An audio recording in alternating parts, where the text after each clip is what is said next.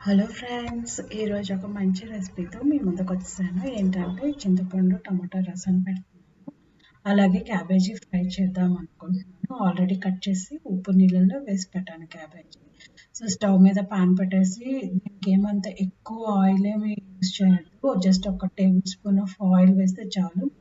ఆవాలు, జీలకర్ర, పచ్చనిపప్పు, మినపప్పు, ఉద్దిబేడలు అంటాం కదా, అవి వేసుకొని ఫ్రై చేసుకుందాము. సో కరివేపాకు చూసారు కదా, ఇంకా ఎంత ఫ్రెష్గా ఉందో. అప్పుడు కడిగి పెట్టాను కదా ఫ్రిడ్జ్లో, ఫ్రెష్గానే ఉంది. సో డైరెక్ట్గా ఇంకా తీసి మనం వేసేసుకుందాం. కరివేపాకు వేసుకొని బాగా ఫ్రై చేసుకోవాలి. సో నేను రసం పెట్టాలనుకుంటున్నాను కదా, ఆ రసం ఏంటంటే కొంచెం వాటర్ వేసి స్టవ్ మీద పెట్టేసి మనం కొంచెం బాయిల్ చేసుకోవాలి. సో దట్ అప్పుడు ఏమవుతుందంటే రసము కొంచెం బాగా మెత్తవుతుంది. సో ఇక్కడ క్యాబేజీకి ఫ్రై బాగా అయింది కాబట్టి క్యాబేజీ నేను డైరెక్ట్గానే వడకట్టకుండా వేసేస్తున్నాను. ఇట్లా వేసేసుకున్న తర్వాత బాగా కలిగి పెట్టుకొని మూత పెట్టేసి బాగా ఉడికించుకోవాలి. ఇంకా నేను ఇంకా ఎక్స్ట్రా వాటర్ ఏమీ యాడ్ చేయను దీనికి. సో మూత పెట్టేస్తే మనకు అది బాగా మగ్గిపోతుందని చూసారా, కొంచెం కొంచెంగా వాటర్ రిలీజ్ చేస్తూ ఉంటుంది. సో బాగా చెక్ చేసుకుంటూ ఉండాలి, ఎక్కువ వాటర్ రిలీజ్ చేస్తుంది అనమాట.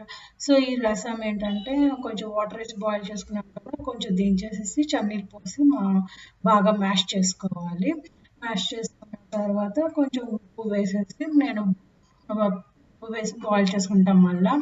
సో ఇది వచ్చేసి నేను మసాలా రెడీ చేసుకుంటున్నాను. ధనియాలు, మెంతులు, అలాగే జీలకర్ర మళ్ళీ వచ్చేసి కొంచెం మిరియాలు, ఇవన్నీ ఫ్రెష్గానే నేను ప్రిపేర్ చేసుకుంటాను. అంటే ఎక్కువ చేసి ఫ్రిడ్జ్లో పెట్టుకొని అట్లా నాకు అలవాట్లేదు. సో నేను ఏదైనా సరే ఫ్రెష్గా చేసుకుంటాను అనమాట.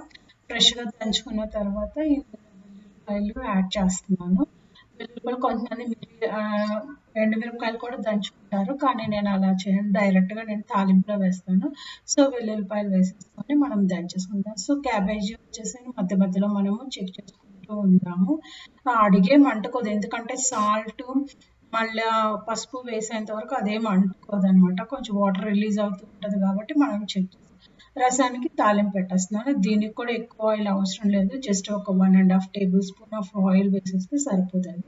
సో ఈ క్యాబేజ్లో వాటర్ తేనిపోయింది కాబట్టి నేను ఇక్కడ పసుపు, సాల్ట్ యాడ్ చేసేస్తాను. కొంచెం బాగా కలిపి పెట్టుకుంటే మనకి ఇంకొంచెం వాటర్ రిలీజ్ అవుతుంది. కాకపోతే జాగ్రత్తగా చెక్ చేసుకోవాలి, ఇక్కడ అడుగంటుకునే ఛాన్సెస్ ఉంటాయి కాబట్టి మూత పెట్టేసి మనము కొంచెం సేపు మగ్గపెట్టుకోవాలి.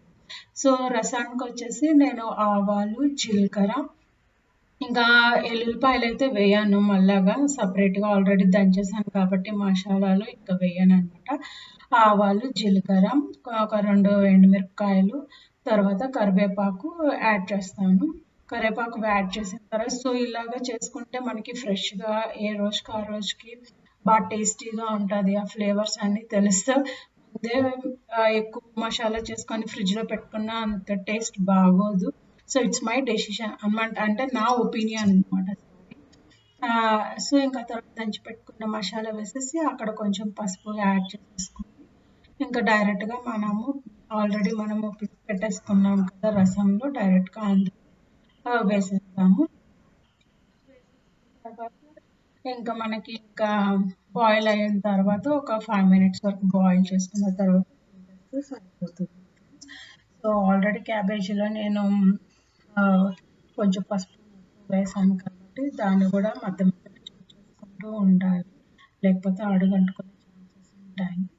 సో అయిపోయింది అనమాట రసం. ఇంకా ఇక్కడ సాల్ట్ మనం చెక్ చేసుకొని కావాలంటే కొంతమంది ఇక్కడ ఏంటంటే ఆ ఎండుమిరపకాయలు పిసుకుతారు. సో మా పిల్లలు ఏమంటే కొంచెం కారం తిన్నారనమాట. సో నేను అవి అలాగే చేస్తున్నాను. సో ఇది మనం చెక్ చేసుకున్న తర్వాత ఇంకా మనం ఇంకొంచెం బాయిల్ అయిన తర్వాత కంప్లీట్లీ వాటర్ రిలీజ్ చేసిన తర్వాత మనం కారపొడి యాడ్ చేస్తున్నాము. కారపొడి వేసిన తర్వాత కూడా చూడండి, మనం ఎక్కువసేపు పెట్టకూడదు అనమాట. జస్ట్ కారపొడి యాడ్ చేసిన వెంటనే పెట్టుకున్నాం. ఇది వచ్చేసి పప్పుల పొడి యాడ్ చేస్తున్నాం దీంట్లో. అదేంటంటే కొబ్బరి పుట్నాల పప్పు అంటాం కదా, దాంతో మిక్స్ చేసి పెట్టుకున్నాం. ఆల్రెడీ నేను మిక్స్ చేసి పెట్టుకున్నాను ఫ్రెష్గా అనుకోకుండా. ఇదేంటంటే కొన్ని ఐటమ్స్ మనం ఆల్రెడీ మిక్స్ చేసి పెట్టుకుంటే అంటే ఆ ఫ్లేవర్స్ అనేవి ఏంటంటే మగ్గే కొద్ది టేస్ట్ వస్తుంది అనమాట ఈ పప్పుల పొడికి. సో అందుకని అవి నేను కొంచెం ఎక్కువ చేసి పెట్టుకుంటాను.